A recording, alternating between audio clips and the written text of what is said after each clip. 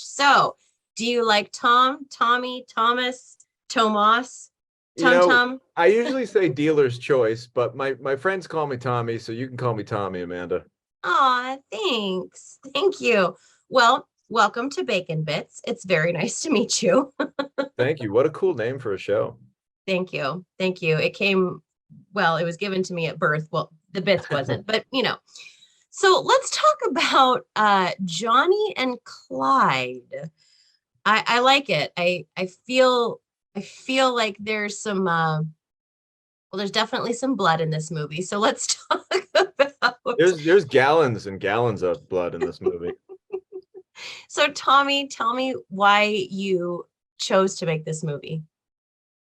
Well, we wanted to make a medley of a lot of different films that we kind of grew up loving. This is our love letter to the genre of 80s horror movies and action movies myself and my co-writer Nick Principe kind of grew up on. So, we wanted to take our stab at that and provide a movie that creates an escape for people because I think anybody watching Johnny and Clyde within the first 5 minutes of watching it, they realize that it's probably not based on a true story. They realize that it's there for fun, it's there for entertainment. And if we can, for I think the movie's about 100 minutes, and if I can make you forget about your troubles for 100 minutes and just be entertained, then my job has been completed and we're happy. Now, this cast that you have for this is extremely talented. How did you write this out and have people in mind that you wanted to play, or was it a full out casting call that went out? There's a mix. There were definitely some actors, if you look back through my filmography, there are quite a few actors that I like to work with over and over again, just because I love what they do. I know what I'm getting out of them, and there's a level of trust there that's been built. So there were definitely a few parts that were kind of tailor-made. Co-writer Nick Principe also plays one of the characters named Butcher in the movie. So that was definitely a thing. However, we got Megan Fox attached to the film kind of late in the game. And it was exciting because myself and Nick actually cracked open the script again and did an entire Megan Fox pass where we tailor-made every single action line and every single movement and every single line of dialogue to be really just made for Megan and perfect for her to hit out of the park. Wow. Wow. So tell my listeners about the movie, about what they're going to expect to see when they see this love story.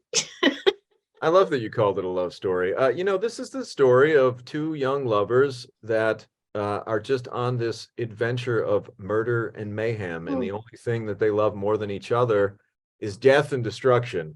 Uh, Wow. and they're looking for their next job, right? That's what we got to do. You got to make money somehow. You can't go to the pay window every week if you're a crazy killer. So they're looking for their next big score, and they learn about a casino run by the Megan Fox character, and they think it'll be easy pickings for them to rob. However, what they don't realize is this casino has a very unique security system in place, and that security system is in the form of a demonic creature named Sure. Bakwas. So Sure. Johnny and Clyde get a lot more than they bargained for when they rob this casino. And along the way, they acquire a band of misfits. I love that you did the butcher, the baker, the candlestick maker. That makes me so happy because I do love a good rhyme and all of that. I appreciate you for picking that up, Amanda. That's definitely something that we enjoyed ourselves, and we Yeah. wanted this to really be like, I'm an action figure guy. I collect action figures. I never stop playing with them. And it's one of those things where we thought of Johnny and Clyde and their team almost like this really great action figure box set that you'd want to play with them all. So we love those characters, and we spent a lot of time making them unique. So if someone were to buy this box set of characters, what would the accessories be that came with it? Because I think that is a really integral part of a box set. It really is. And, I think that the butcher character, who's a Viking, he would certainly have his big old axe. Johnny likes to use his 357 Magnum. He's got a big pistol. He might be overcompensating a little bit. Clyde has her dual wielding pistols. We've got Candlestick, who's the gun guy. He's got a big machine gun. bakwas would probably come with like a little canister of fake blood that you could put on the other action figures for when they, get killed and whatnot. So I think it'll be a lot of fun. We got to get somebody to make this for us. Wow, I feel like Mattel might be the first spot. I don't know. Maybe some, the Barbie movie is also coming out. Maybe there could be some sort of tie-in because I feel like these are just so close to each other. I would love to see the Barbie and Johnny and Clyde all just, go down to Barbie's beach palace and have a fun time. So, Tommy, tell me what got you into film? What made you want to be in this medium?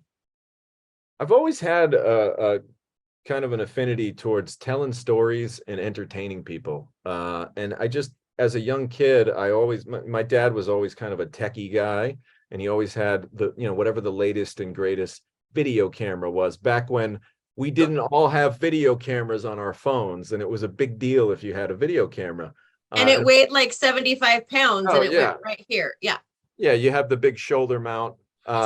So I would always kind of steal my dad's camera and go out with my friends in the backyard, and we would do silly things and film it. And I didn't quite realize it at the time, but these were kind of the early formings of telling a story with a camera. And then I wasn't a great student in school. I didn't really ever get drawn to anything, but then I took a class on filmmaking, and immediately it was just like a lightning bolt hit me. And suddenly, like, here I am reading books and studying and putting time in.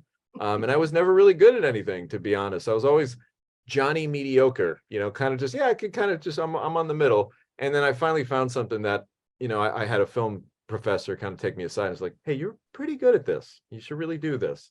And that was that little bit of encouragement that I needed early on to be like, okay, well, this is what I'm doing.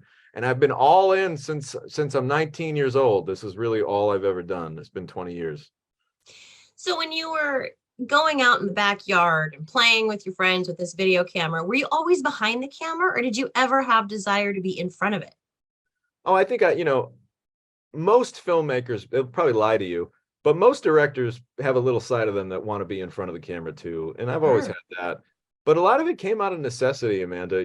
Like when you're 18 years old and you're doing like your freshman film project and you need somebody to show up at 6 a.m. to act in it, not very reliable. A lot of these college kids, who am I going to find? So a lot of times it would just be like, all right, well, I'm gonna just play this part because I know I'll be there. And slowly but surely, more opportunities came, and I trained a little bit. And to be honest with you, a lot of it was just a necessity, a way to make money. Coming up, it's like, okay, well, I can make some money doing this. I can make some money writing, make some money acting, directing. Trying to make a living out of film. Yeah. Do you think you'll ever do like a Stan Lee thing and just make a cameo in all of your films? I've actually cut myself out of a movie before, so I don't Have know you about really? that. Yeah, I have. There was a movie where I thought it would be cool if I played a part, and I just watched it. Was like, okay, I hate this. It's not working. So that's why if I ever cut anyone's scene, I'm the first to say, listen, I've cut myself out of a movie when it doesn't work. I've cut my own parents out of a movie before. They were in a great scene in this movie Vault I did, and they got into 1970s garb and 70s looks, and the shot just wasn't working. And I had to cut it, and they understood. I feel like Thanksgiving would have been a little difficult that year. Yeah, it's a little tricky, but we still have the photos to commemorate it. We know it happened. So what do you want people to get from this movie? Because obviously it's meant for an entertainment value, but what do you want people to take from this? I want people to just be immersed in it and just to go away for 100 minutes. Forget about everything, lock into this movie, make fun of it if you want to, talk some smack, tell us what you didn't like, say it's silly, say it's gory for no reason, whatever. Just be entertained. I really mean that. I sincerely mean that. When people take their shots at my films, I don't get upset about it. It's really just about like, hey, did you watch it? Did you find something to do for a little bit? Great. Have a nice day. So Tommy, when you go home from a long day, what is it that you put on the television? Oh, what's your go-to? You're gonna make fun of me if I tell you this. No way. I'll tell you mine if you tell me yours. All right. I got two shows that I'm a go-to. I'm a big wrestling fan. I love pro wrestling. I might make fun of you. And if I really want to kick it old school, and in fact, this is my napping show. I put it on to take a nap. I'm a big Baywatch fan. I'll throw Baywatch on because it's just so silly and ridiculous and out of control nuts to watch. And I just love watching it, making fun of it, and drifting off to the wonderful sounds of David Hasselhoff running through the beach. I mean, who wouldn't? Yeah, I'll go Saved by the Bell. All right. Yeah. Yeah, because I think I'm a little bit older than you, so that was my like go to film I or beg to TV show. differ because Saved by the Bell that was right in my wheelhouse. I was like probably 6, 7 years old when that was going on, and my Yeah, I was sister older and than I that. we OD'd on some Saved by the Bell. So I'm with you on that. I would hang out with you at Bayside High any day of the week. I legit have an off the shoulder Bayside High sweatshirt that I rock every once in a while, and it makes me just so happy. Go Tigers. Oh, you know what? I might start doing the cheer that Lisa learned. I'm going to stop. I'm going to stop right now. Tommy, tell us a little bit more about you and your family. I mean, what does your family think of these movies? Do your mom and dad go to these movies and be like, oh, that was a lot of blood, Tommy? It's kind of funny. I feel like early on they were just excited that I had something that I was really into. I mean, I think that every parent's always like, again, I was one of those kids that like I didn't really do well in school, and there wasn't much of a path. Like I didn't know what I was going to do. So I think my parents are just excited. They were just excited that I had something that I found that I really loved that kept me off the streets, as they say. But yeah, it's fun. I mean, my parents are kind of desensitized to it all now. So I could show them the goriest thing in the world and they would just be like, oh, that's nice. Nice. Good for you. Are you an only child? I have a sister. I've got an older sister named Sarah, who she's actually a doctor. So she went, I like to get people gory and then she could patch them up. That's brilliant. Do you ever consult with her on how to suture something in a movie that you may have had ripped open? I haven't consulted with her, but I have kind of just, she's a big movie buff. So it's kind of one of those things where I'm always trying to, she's my older sister, so I want to make her proud. And it's just always fun to have her watch my movies. And, when you grow up in the film business, the first 10 years of your career are kind of tough. I mean, unless you're one of these directors that like really hit it big right away. The first 10 years, most of your family, extended family and friends are kind of like, so how's that movie thing going? Because the reality is you're not going to make a lot of money for a while. It's going to take a long time. So there were a lot of people that probably looked at me a little funny and, what's up with this movie? Is this going to really materialize? But my sister was always one of those people, and my parents, that they for some reason believed in me the whole way through. So I like to kind of show that off to them. What did your parents do growing up? I mean, what were their professions? Was there anything in the entertainment realm that kind of My inspired you?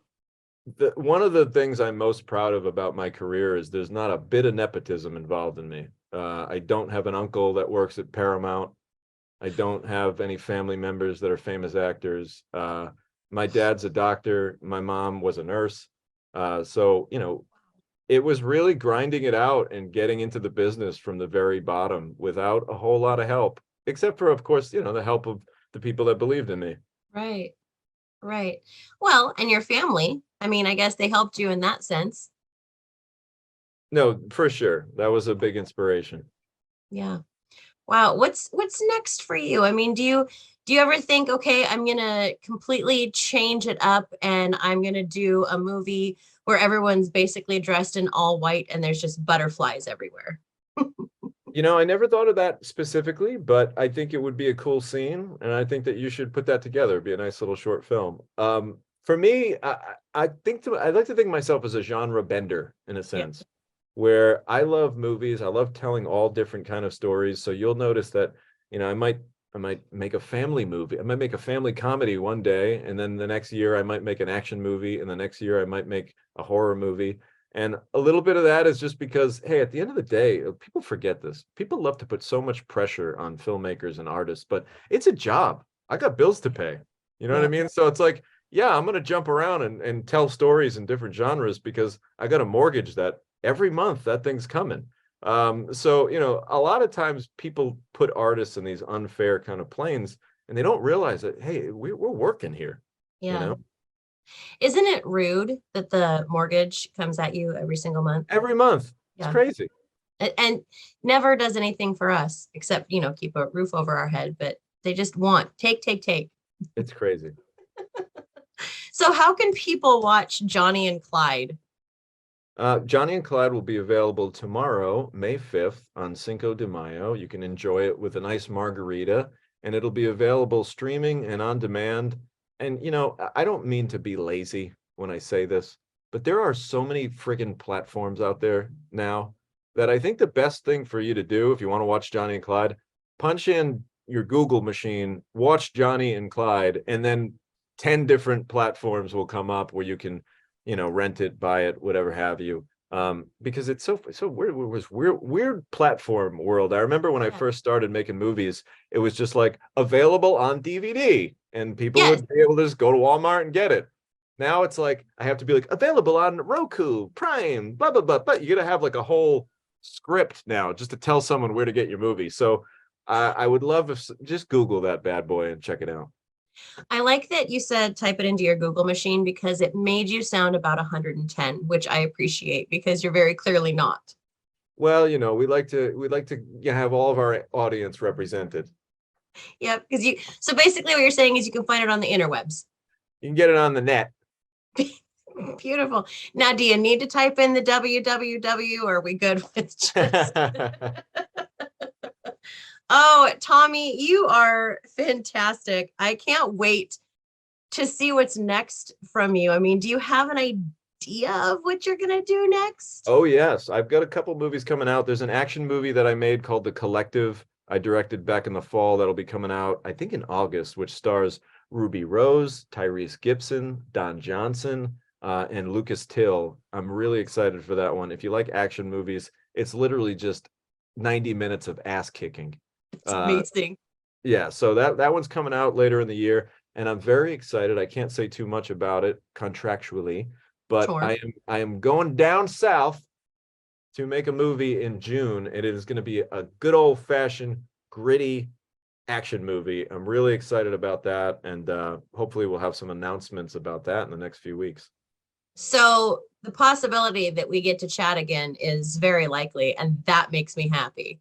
I would love that, Amanda. Let's make that happen. All right, Tommy, you are so awesome, and I can't wait to see what's next for you. You're a cool dude. Thank you very much. Please say hi to Mr. Belding for me. Absolutely. All the I other have cats. I have an appointment with he and Miss Bliss after this. So Oh, good. Yeah. Well, I'll catch you at the Max later on then. My God. Yes. You're my new favorite. Let's be best friends forever. I love you for that. Thank you. All right. Thanks, Tommy.